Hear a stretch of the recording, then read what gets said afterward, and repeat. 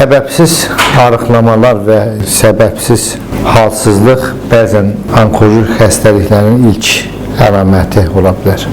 Ona görə də əgər insanda səbəbsiz bir arıqlama varsa, mütləq profilaktik müayinələrdən keçməyi məsləhət görülür. Bu müayinələr də əsasən şikayətlərə uyğun aparılmalıdır. Əgər yaş faktoru varsa, təxminən 40 yaşdan sonra məsləhət görülür gastroskopik müayinə, fibrokolonoskopik müayinə. Qadınlarda süd vəzi müayinəsi, ginekoloji orqanların müayinəsi məsləhət görülən müayinələr arasındadır.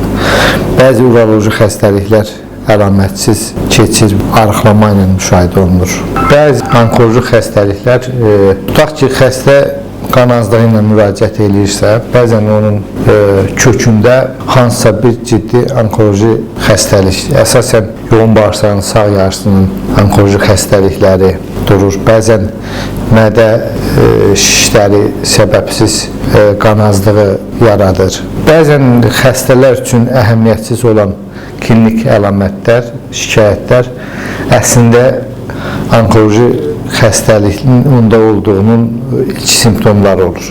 Ona görə də istənilən şikayətə adi baxmaq yox, onun davamlı müayinəsini aparmaq məsləhət görülür. Bəli, qəbizlik, qeyri-müntəzəm stul, qarında köp, tutma şəkilli ağrıların olması, periodik ağrıların olması bəzən onkoloji xəstəliklərin ilk növbədə də yoğun bağırsaq şişinin ilkin simptomu ola bilər. Əgər bu şikayətlər varsa, mütləq fibrokolonoskopik müayinədən keçmək məsləhət görülür.